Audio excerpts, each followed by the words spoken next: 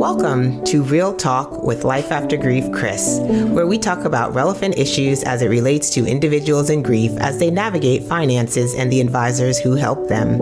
We help clients in grief navigate financial matters. We also teach advisors how to emotionally and financially work with clients in grief through an unparalleled process. This week's podcast is sponsored by Life After Grief Financial Planning and Life After Grief Consulting.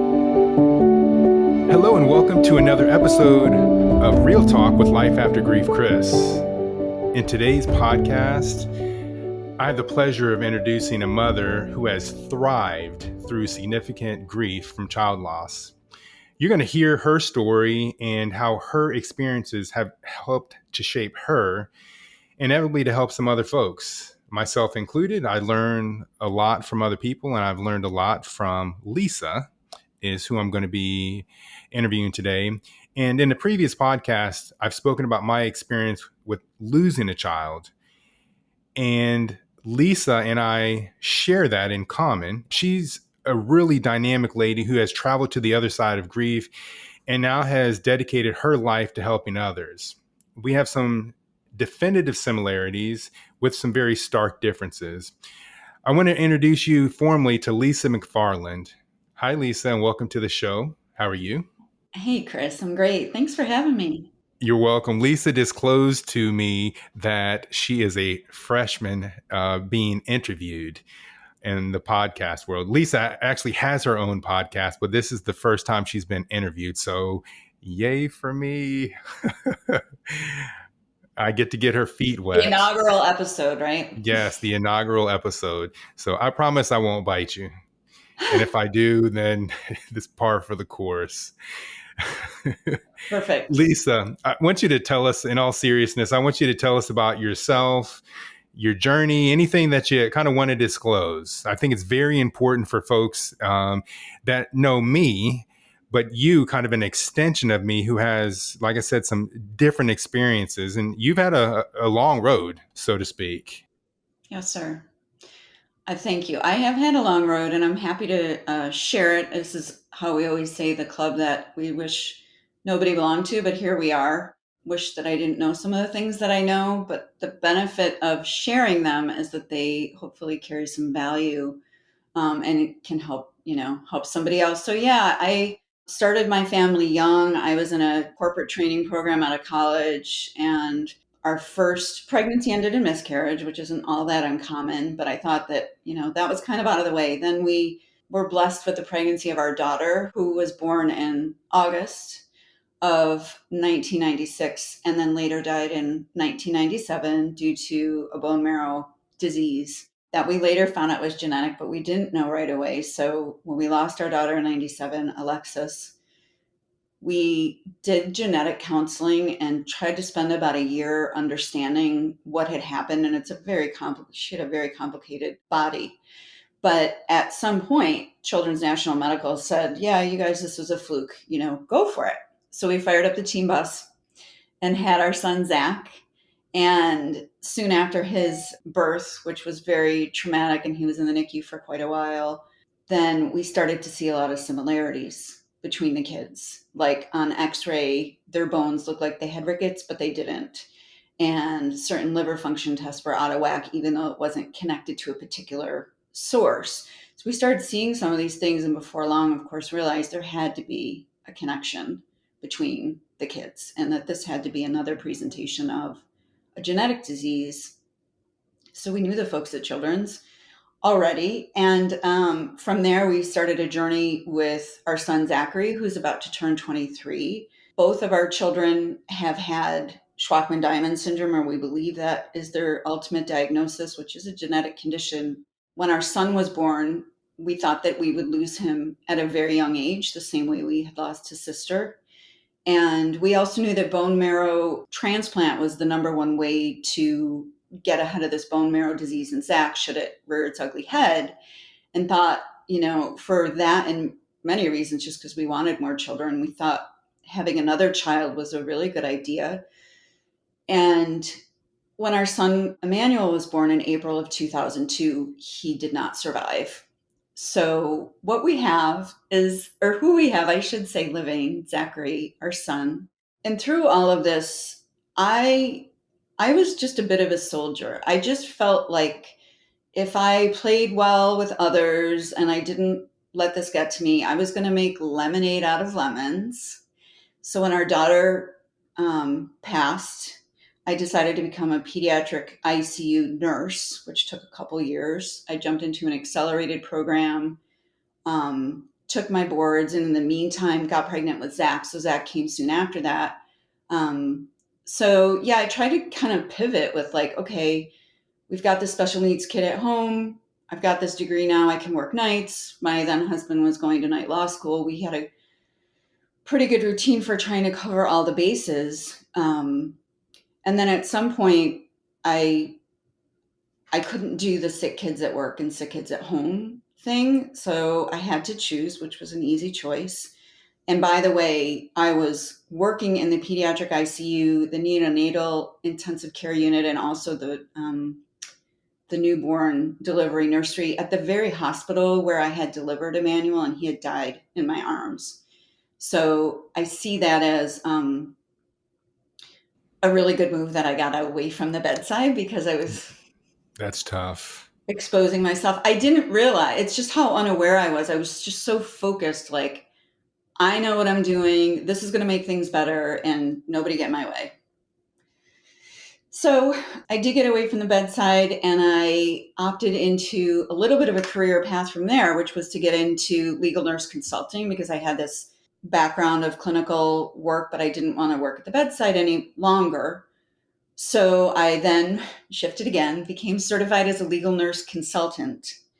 And in that role, I was working for myself. I started a company, McFarland RN LLC. I ran that company for almost 7 years, where I was working now with attorneys on their medical cases. And I was able to draw on my expertise and my experience without having to actually be at the bedside. So I could work on my own time, market as much or as little as I wanted to, take on big or little projects, however I wanted to do it. I consulted on about 100 cases ultimately before I then left that role to move into back into the corporate mainstream where I was a sales leader in the legal services industry and managed a team in the mid-Atlantic for another 7-ish years.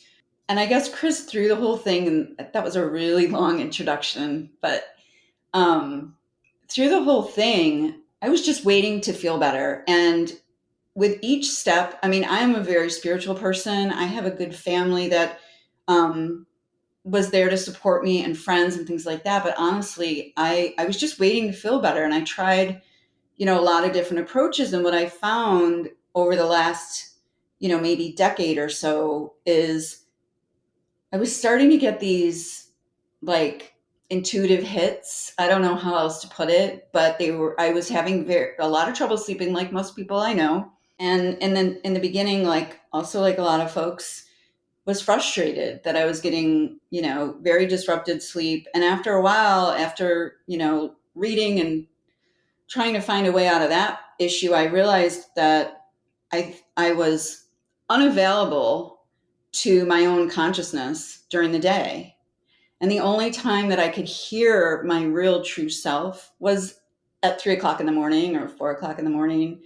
And once I kind of realized that, and again, it was through like reading different things and just trying to understand, it became more of a blessing than a curse. And I started sitting up. I might make a cup of decaf tea and like, all right, universe, I'm awake. Like I can hear myself. I can hear you. Let's get to it. And that began a period of transition. And in a very short amount of time, I had to reconsider my most major relationship, my marriage, and my living situation, my corporate role as a sales leader. And in the end, by this time last year, I was just submitting my resignation in my corporate job. And in fact, my husband and I did divorce, but we're extremely close. So I couldn't make the changes I needed to make earlier because I couldn't hear them. So I would call that a crossroads that you had reached. And I think in grief, and now that you can kind of take that 30,000 foot view and kind of look down and kind of see your situation, I see a lot of folks in the same predicament. When I'm, working with folks, or even in my own predicament, you can't really see yourself out of it until it's your time, for things to happen. And as you're speaking, I'm hearing kind of a lot of similarities that, you and I have shared. And the similarity, where you kind of were waking up at 3 o'clock in the morning and you just chose to embrace it. It took other people in my life to kind of say, other people that are really well respected, and I would never question their judgment, to say to me, hey, Chris, um, you need to do some things that are a little bit different than you're doing them now. And I'm a spiritual person, as you are. My priest said something to me that was so profound. And during my time of grief, I was nasty to a lot of people, very nasty. I had a short temper. Fair enough. And that's not necessarily my nature. I'm usually a very patient person. My wife might tell you different, but generally other people will tell you that I'm very, very patient. And my boys will probably, admit that I'm very patient with them as well.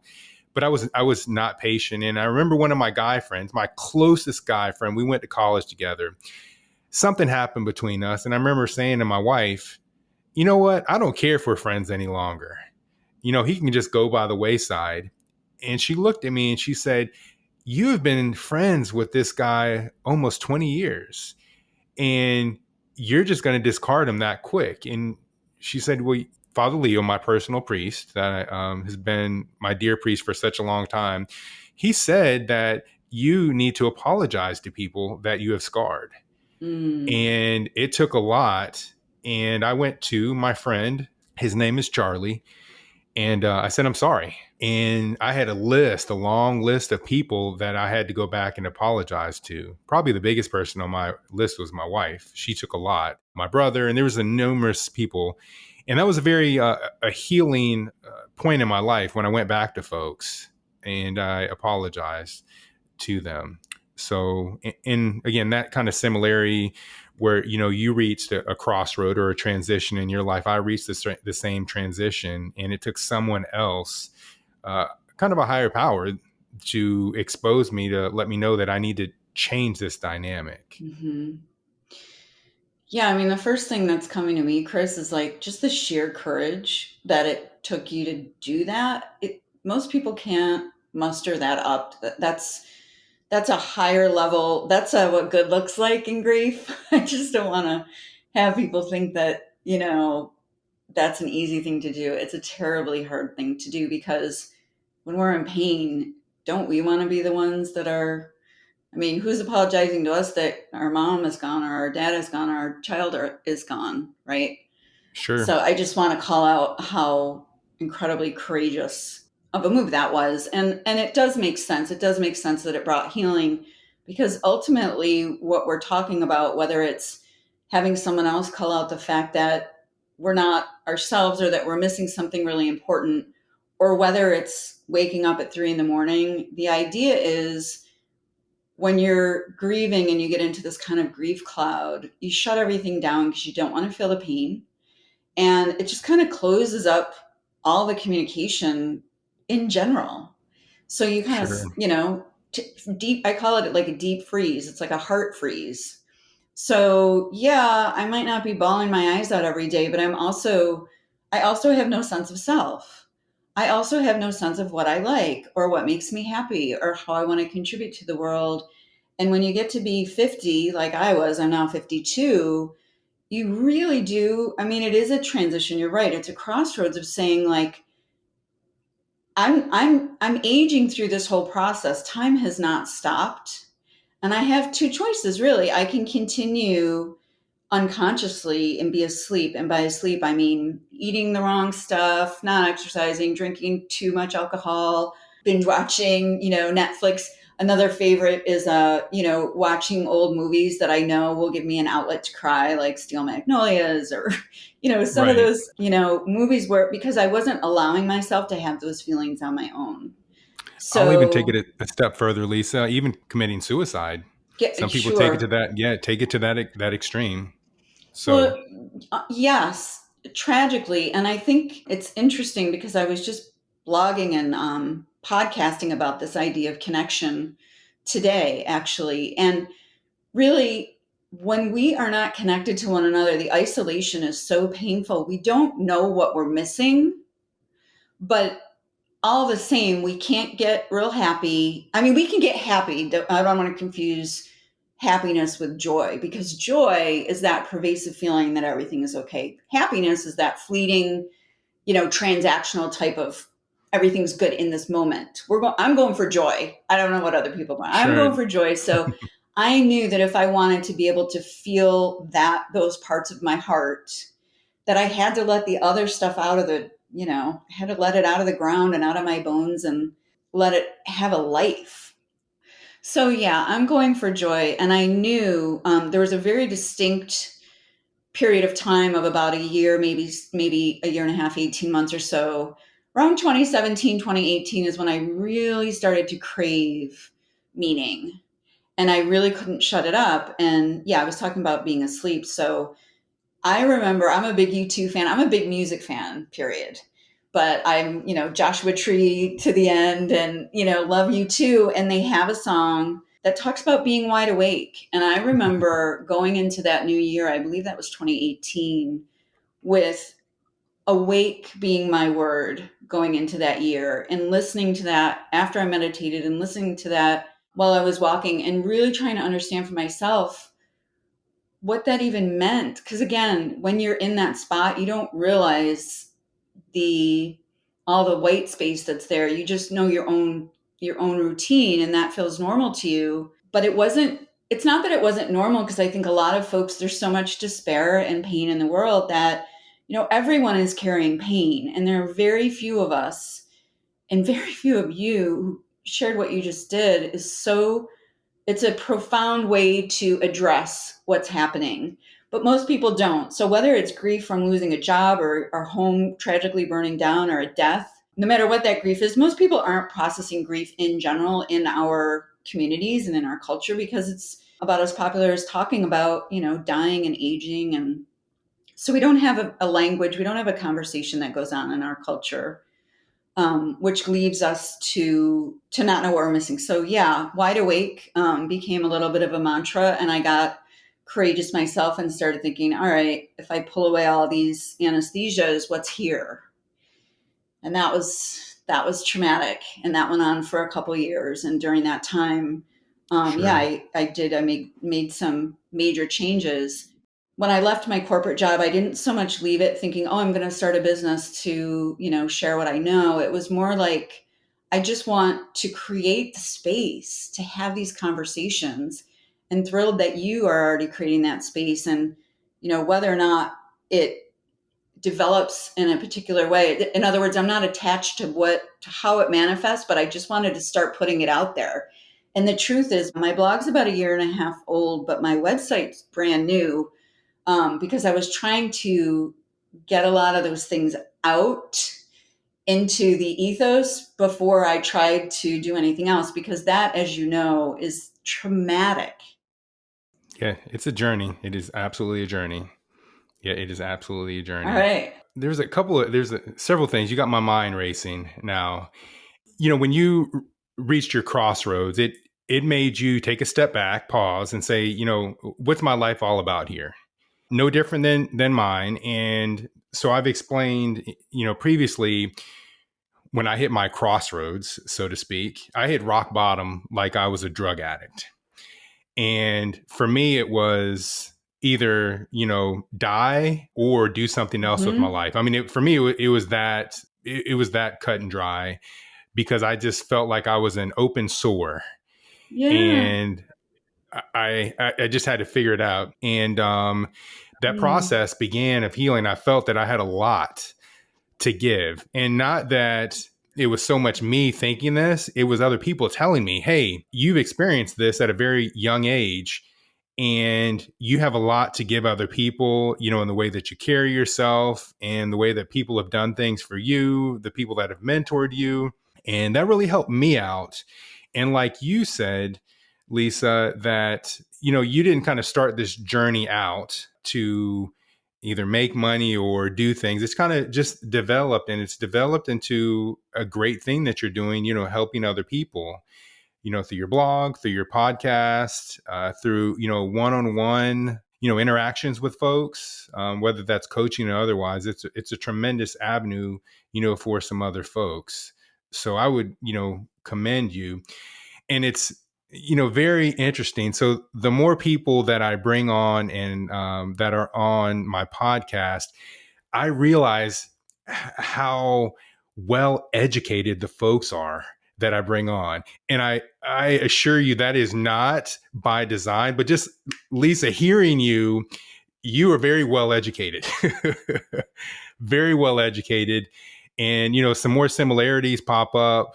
You talked about being a pediatric ICU nurse, which for folks that don't know anything about nursing, that is one of the absolute hardest nursing jobs that is available, because you're dealing with sick kids. Sick adults is, different. Folks that have, had to live, they've had the time to live their life. Kids are just starting out, and when they have traumatic stuff, it's tough. My wife did not want to be any kind of a peds nurse. And so something else that stuck out, and I'm, taking notes, in regards to having to choose between being a nurse, a pediatric nurse, and, having to, care for your son. The two worlds are so close, and it dumps on you and it makes it hard. I have a very, very remote, kind of not necessarily similarity, but a feeling. So, as you may or may not be aware, Lisa, I'm a volunteer for hospice. Oh, okay. Yes, I think you told me that. I'm sorry for that. And so in my travels with hospice, they put me in the same facility my mother was in. And it took me a couple of times to go visit that facility. And it's the only way that I can describe it. Going there, it felt like I was walking into a burning house. Every time that I walked in, I just had anxiety, and I was like, you know what? I think I can, stomach this. I think I can get through it. And finally I had to call my care coordinator and say, hey, I can't do this. And I actually spoke to one of their counselors.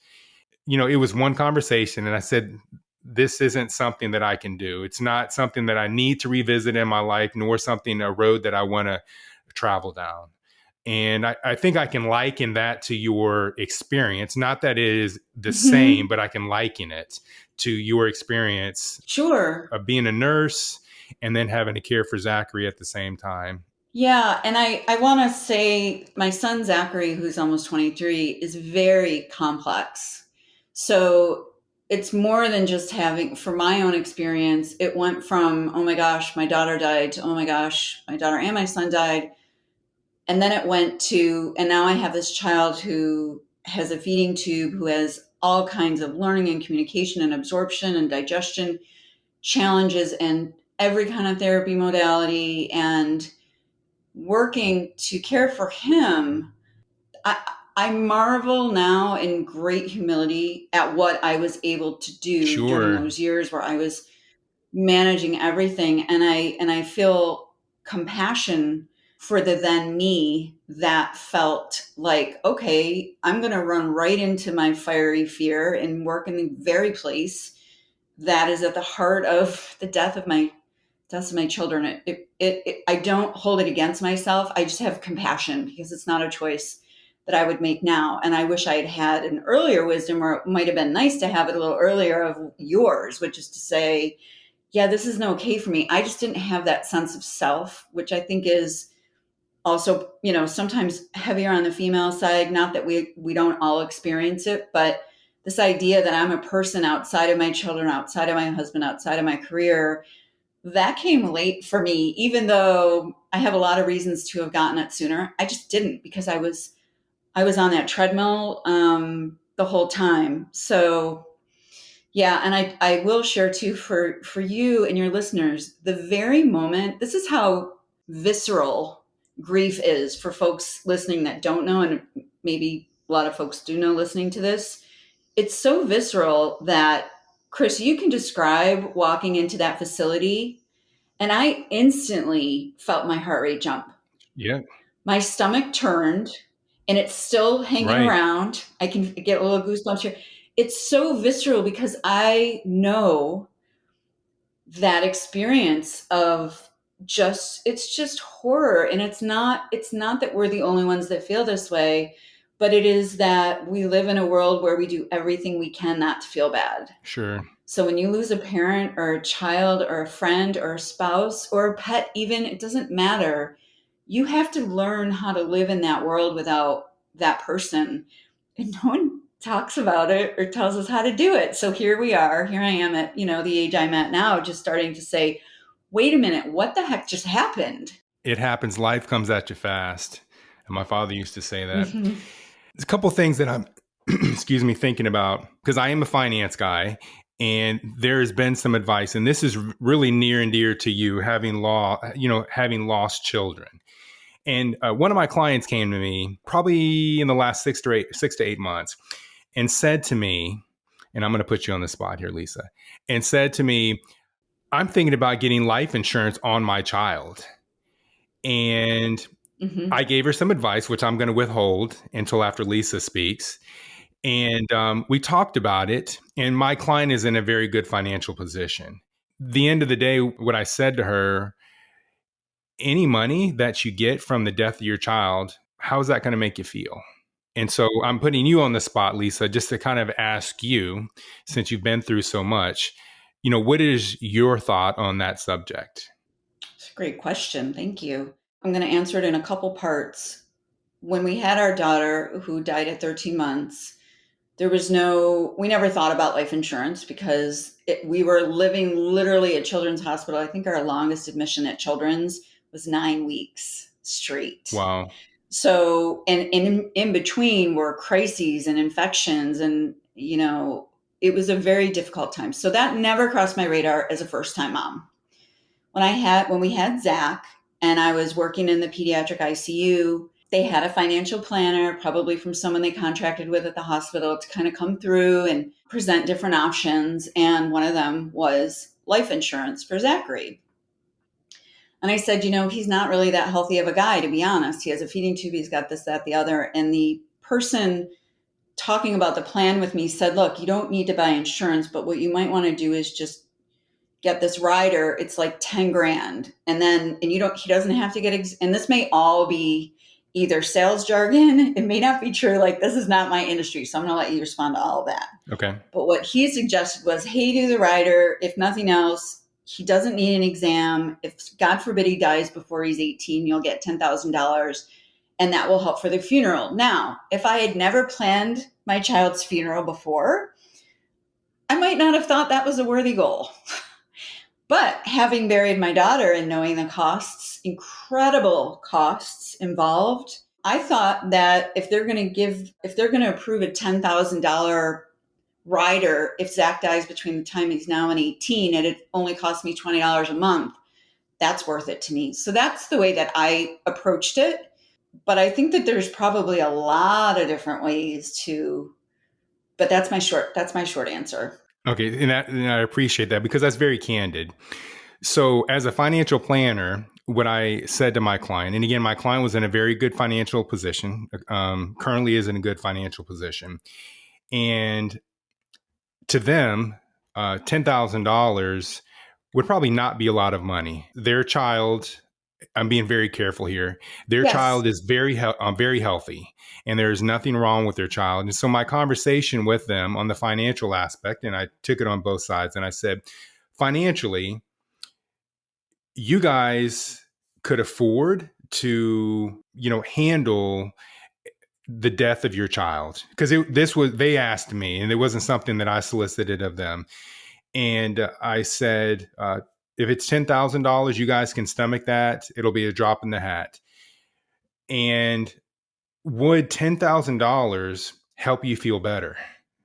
And it is really ultimately what I said to them. If something happened to your child, and the mother said no. And then I said, well, financially speaking, this is because the child brings in no income for you guys. And the child, from that aspect, if there was a loss financially, it really wouldn't hinder you guys. Because it's not affecting an income at all. That is correct. Mm-hmm. And so, are you now reaching for something to make you feel better? And I Mm-hmm. said, so the question, was, will it make you feel better? And the answer was no. And I said, well, financially, you don't need it.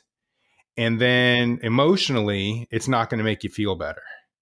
And so the advice is not to have the life insurance on your child. In a Mm-hmm. situation, like yours, Lisa, by all means. So every case, is dramatically different. But that is something that comes up, and it's not often talked about in regards to, children. So specifically a child that is ill very early on. And again, I try to throw in some financial things, here and there. And I thought Absolutely. it would be, interesting to kind of get your take on that, a real life person. And what a gift for you to be able to bring that to your clients and your colleagues. I know that it's a unique, like I said, we just don't have the language and the space, but it's bringing something else up for me, which I'm thinking about. And that is that when Alexis died in 1997, I was sure that some things had been done wrong. I wasn't just sure. I mean, I knew because there had just been mistakes were made and there was a lot. So I Are you talking felt, about medical mistakes? yes, I'm talking about Okay. medical mistakes. Okay. I didn't have to So infer that because yes, I been there. Yep. thank you. No, I'm glad that you did for everyone else too, just to clarify. But I felt pulled toward finding out. I mean, literally, like I'll give you one really quick graphic example. Alexis had a Broviac catheter, which went right into her heart, where we gave her food. She did not get her food from a feeding tube because she couldn't absorb it.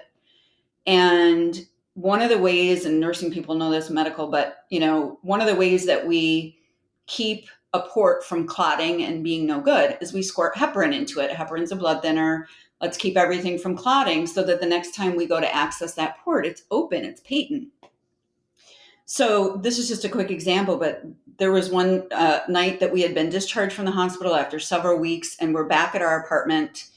And at some point I went in and Alexis was fussing and crying, and the nurse, I don't know, she had stepped out of the room or something. And when I picked her up, we were covered with blood. And it's all it actually came down to was, I won't go in the whole story, but she never heparin locked the port. So I know Okay. that mistake was made. So there were mistakes made. There are mistakes made. We can't do everything perfectly. But what I wanted to do was get some perspective around what happens next, because I happen to be married at that time to a lawyer, lots of lawyers in my circle, lots of legal stuff going on. So I thought, I'm just gonna take a look. And I took all the records. A friend of mine referred me to somebody, and I took all the records in, and I was devastated because this is still very fresh in the aftermath of her death. And I went back a couple of weeks later, and I felt I was just open to whatever the recommendation was going to be. The attorney gave me what I consider to be one of the best, most generous and compassionate gifts in that moment, which was, you know what?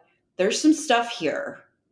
Would it have prevented her from dying? Probably not. I can't say for sure, and we can look into that. But I'm smiling because I have a very similar experience and I give advice on that subject. So go ahead, Lisa. Yeah. So just wrapping it up is, basically, we can litigate this and you may get some financial restitution. You may not. But when we do that, no matter what the outcome is, you're still going to have to grieve. So if you get into this whole project of litigation, it might serve as a good distractor. And I'm not trying to downplay the value of a good distractor because sometimes we need it to survive. But he basically said, look, you have a broken heart. You've buried your daughter. There's some stuff here, but big picture, she was a very sick little girl. And if it were me, I would just want to get on with the process of trying to figure out how to, I hate the term move forward, but how to integrate and move forward. So that is a situation where I was like, yeah. So it's very personal. I wrote a blog specifically to that. And I've consulted a few clients in that regard. And your attorney gave some very, very good advice. And what I call in that situation, when you're going through the legal process, one is you're very angry and upset when you're in grief. And then two, you're extending your grieving process. And there's no right answer and there's no wrong answer in regards to the legal process. But I think it really comes down to did the facility and or a doctor or medical staff, did they do something that drastically shortened, I'm being crude here, but drastically shortened a Oh, person's life? no. Oh, you're And saying in general. Sorry. yeah, in general. Yeah. And in my experience, if the answer is no, if they were going to expire in a shorter time than, normal, then it doesn't really make sense. And conversely, I had a client whose husband went into the hospital and they did everything wrong. And the husband was the breadwinner. And so that had a dramatic financial effect on the family. So in their situation, it made sense to go after some funding. But again, it extended the grief of that family. Mm-hmm. So in my situation, my mother, and I've been in some other ones, which I won't disclose, but my mother, the facility said not to put her on anything that would, diminish her cancer, so to speak, at the tail end.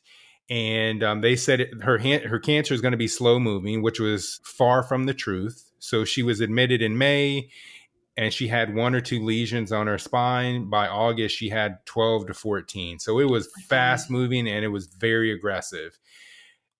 The doctor said, no, we shouldn't put her on anything as far as for cancer. And looking back, I could have gone after the doctors and said, you made a definitive wrong decision here. Right.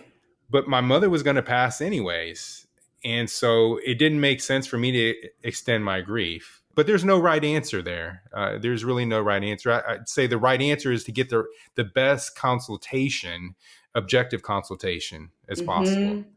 And that was those are human to human conversations, and it's reminding me. So, as a legal nurse consultant, the irony would be that then I would go into the legal community in Maryland and Virginia and DC, where I'd lost my own daughter, thought about litigation, realized it probably wasn't a good idea, made a different choice, and then here I am testifying to standard of care deviations for other cases, and I did that. So I was very intimate with that process. And what you're describing is what's coming to me, and have come to call the but for rule. So it's a but for that, what would be different? And if it's significant, then that gives you a direction. If it's not significant, that gives you a direction. So but for that mistake, but for whatever we're looking at, would it, it just takes us. I just like those two words together, just really helped me through a lot of different Right. things. Yeah, we share some very similar experiences. And We so, do. We're going to have to talk yeah. again. You're going to have to come Yeah, on we to are. the Healing Path podcast. And when I get there, I haven't done any interviews yet, but I would love to invite you to be the first. Yeah, I would love to be on there. It's very easy for me to talk about these things and it kind of roll. And, some folks, when I'm interacting with folks, they're like, man, how do you know about all this stuff?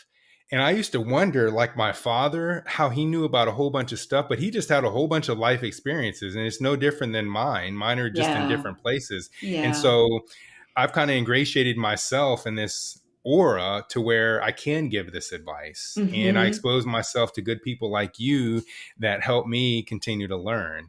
So thank you, Lisa. Thank you for being on the podcast. I appreciate you. Thank you so much for having me. It's great to connect with someone who has similar experiences. And I think, in grief work, that's what it's really about, is connection. Sure. I would agree with you. So it helps me, I know. Helps me. Is there anything that I didn't give you an opportunity to talk about that you wanted to talk about? I think the only thing I would take advantage of the opportunity to throw out there is I think about what have been the big levers that I've been able to pull for my own grief and healing path. And I just want to throw out there just the self-care aspect of grief. And Physically, we know that we grieve in our bodies. We know that that traumatic pain is in our bones, in our body. And so we're already struggling physically. So that's not really the time that we want to put stuff in our bodies that's going to make it harder for them to stay afloat. Also, just the sleep factor. A lot of us aren't good resters. And so, not to harp on it, but self-care, if someone were to say to me, like, what's the lever? What can I pull? I would go right down to, and I do this in the coaching space, go right down to fundamentals: eat, move, breathe, sleep. How are you taking care of yourself? Because it's such a major tectonic shift when your body is getting taken properly care of than when we're not taking care of it. And it made such an impact on me. So I just want to share that as well. If you're not taking care of yourself, be kind to your body, be kind to your mind, get some sleep, be with people that care about you. It will make a huge difference. And I'll just add to that, it's okay to be selfish. I call that self-advocacy. I don't call it selfish, Chris. It's okay to advocate for ourselves. Well, I'm a little more crude because I've had to tell people that I'm being selfish in this moment and take it or leave it. Okay. So it is what it is. Some folks have cast some ill opinions of when I've been in difficult situations that I'm caring for myself. My mind is spinning again. It should be a gift, not a sin. I mean, it should be something Yes. we're proud of, and we need people to show us how to do, because we don't know how to say agreed. no, thank you. Yep, I agree with you 100%. And hopefully, your writings, your podcast, and what I'm trying to do on my end help, with all that self-care. So again, Lisa, thank you for being on the podcast. So I want to give you an opportunity to tell how people can reach you. What's your website? Great, thanks. Yeah. It's actually my name, lisamcfarland.com, and all the information about podcasting is on there. My blog is included in the website, and I look forward to seeing you there. So I'll just add to that. There's a newsletter that you can sign up for to hear from Lisa directly. And I will put that in the notes for this podcast. And so, Lisa, thank you again. I appreciate it.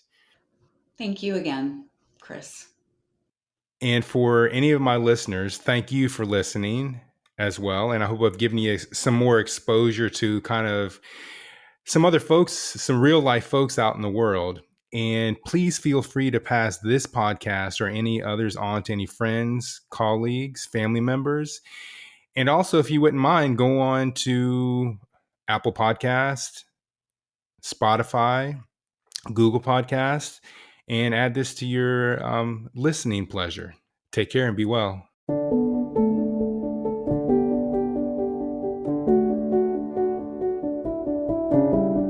Thank you for listening to our podcast. If you are a client and are looking to work directly with me, Chris, and or my firm, head on over to Life After Grief FP. That is Life After Grief FP. The FP is for financial planning.com. If you are an advisor looking to emotionally and financially work with your client in grief, or if you are a client looking to get your advisor's head in the game, head on over to lifeaftergriefconsulting.com. That is lifeaftergriefconsulting.com. Any information referenced in this week's podcast will be located here in the podcast section. And as always, please feel free to share this week's podcast with any friend, family member, or colleague. Thanks for listening. See you next week on the next episode.